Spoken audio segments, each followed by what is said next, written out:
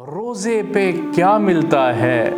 روزے پہ رب ملتا ہے۔ رمضان دوبارہ نصیب کیا، یہ اس کی مہربانی ہے۔ جنت میں ایک دروازہ ہے جس کا نام ریان ہے۔ یدخل منہ الصائمون یوم القیامہ۔ اس دروازے سے کون داخل ہوگا؟ اس دروازے سے روزہ دار داخل ہوں گے۔ روزہ میرے لیے ہے، اللہ کہتا ہے، اور اس کی جزا میں خود دوں گا۔ قرآن کی خاص نسبت ہے روزے کے ساتھ، قرآن کی خاص نسبت ہے رمضان کے ساتھ۔ شہر رمضان الذی انزل فیہ القرآن، کیونکہ اسی مہینے میں قرآن نازل ہوا ہے۔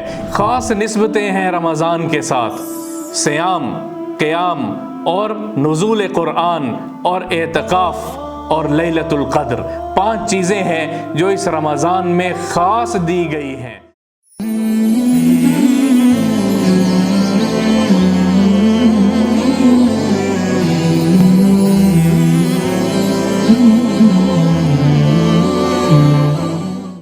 رمضان سروں پہ آ گیا ہے، بڑا برکتوں والا مہینہ ہے۔ میرے رب نے ہمیں رمضان دوبارہ نصیب کیا، یہ اس کی مہربانی ہے۔ 2 ہجری کو رمضان کے روزے فرض ہوئے۔ کتب علیکم الصیام کما کتب علی الذین من قبلکم لعلکم تتقون۔ تم پر روزے فرض کیے گئے، حضور صلی اللہ تعالیٰ علیہ وسلم کی امت پر روزے فرض کیے گئے، جس طرح پہلی امتوں پہ فرض تھے۔ پہلی امتوں پہ روزہ رمضان کا پورا روزہ فرض نہیں تھا، کسی امت پہ 3 روزے فرض تھے، کسی امت پہ 10 روزے فرض تھے، مختلف تعداد کے ساتھ، لیکن روزے کی فرضیت کا حکم میرے رب نے بتایا ہے کہ پچھلی امتوں پہ بھی روزہ فرض ہوا ہے۔ 2 ہجری کو یہ حکم نازل ہوا اور میرے رب نے رمضان کے روزوں کا تحفہ اس امت کو عنایت فرمایا ہے۔ بڑا برکتوں والا رمضان ہے، بڑا برکتوں والا مہینہ ہے۔ اس مہینے میں میرا رب اپنی نبی کی امت کے گناہوں کو معاف کرنے کے لیے خود تیار ہوتا ہے، خود تیار ہوتا ہے۔ میرے نبی صلی اللہ تعالیٰ علیہ وسلم کے صحابی ہیں سہل ابن سعد رضی اللہ تعالیٰ عنہما، وہ فرماتے ہیں حضور صلی اللہ تعالیٰ علیہ وسلم نے فرمایا ان فی الجنت لبابا یقال لہ الریان، جنت میں ایک دروازہ ہے جس کا نام ریان ہے۔ یدخل منہ الصائمون یوم القیامہ، اس دروازے سے کون داخل ہوگا؟ اس دروازے سے روزہ دار داخل ہوں گے۔ لا يدخلہ الا الصائمون، اس میں سے روزہ دار کے علاوہ کوئی داخل نہیں ہو سکتا۔ پھر قربان جائیں آقا سرور صلی اللہ تعالیٰ علیہ وسلم کی ذات پر، فرمایا جو اس میں سے داخل ہوگا یشرب، جنت کا پانی پیے گا، اور جو اس جنت کا ایک دفعہ پانی پی لے گا لا یظمأ ابدا، اس کے بعد پھر اس کو کبھی پیاس نہیں لگے گی۔ دنیا میں روزے کی حالت میں پیاس کے برداشت کرنے والوں، غور سے سنو کہ میرا رب جنت میں داخلے کے لیے ایک دروازہ خاص کر رہا ہے، اور پھر وہاں پانی جنت کا پلا رہا ہے۔ کیا پانی اور کیا وہ شربت ہوگا کہ جس کے پینے کے بعد کبھی پیاس نہیں لگے گی، دل صاف ہو جائے گا، کبھی پیاس نہیں لگے گی۔ اور یہ روایت امام بخاری نے نقل فرمائی ہے۔ روزہ اتنی بڑی چیز ہے۔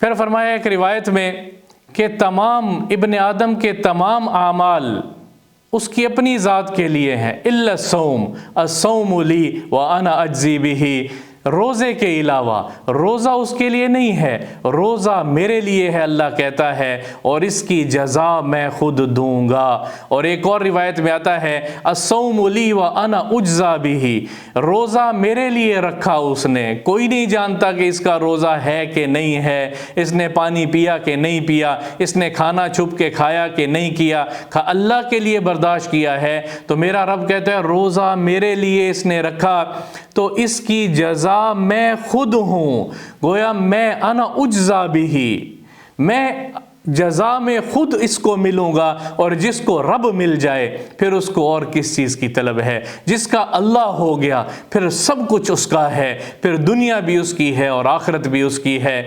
روزے پہ کیا ملتا ہے؟ روزے پہ رب ملتا ہے، اور رسول اللہ صلی اللہ تعالی علیہ وسلم فرما رہے ہیں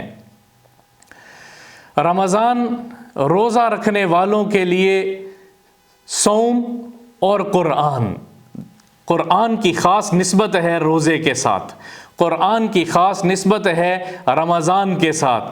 شہر رمضان الذی انزل فیہ القرآن، کیونکہ اسی مہینے میں قرآن نازل ہوا ہے۔ انا انزلناہ فی لیلۃ القدر وما ادراک ما لیلۃ القدر، اسی مہینے میں لیلۃ القدر میں قرآن کو نازل کیا ہے، یہ اللہ خود کہہ رہا ہے۔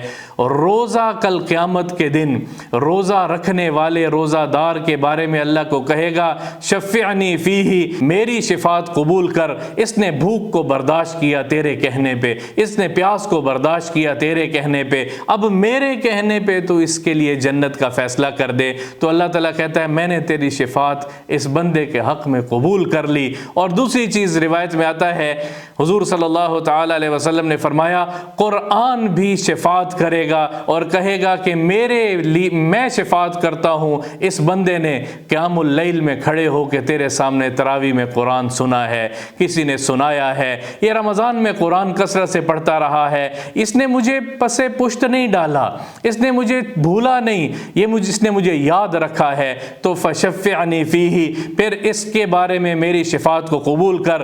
روزہ اور قرآن روزہ دار کو اور قرآن کی تلاوت کرنے والے کو اپنے ساتھ جنت میں لے کر داخل ہوں گے۔ خاص نسبتیں ہیں رمضان کے ساتھ۔ روزہ اس رمضان میں صیام، قیام اور نزول قرآن اور اعتکاف اور لیلۃ القدر، 5 چیزیں ہیں جو اس رمضان میں خاص دی گئی ہیں۔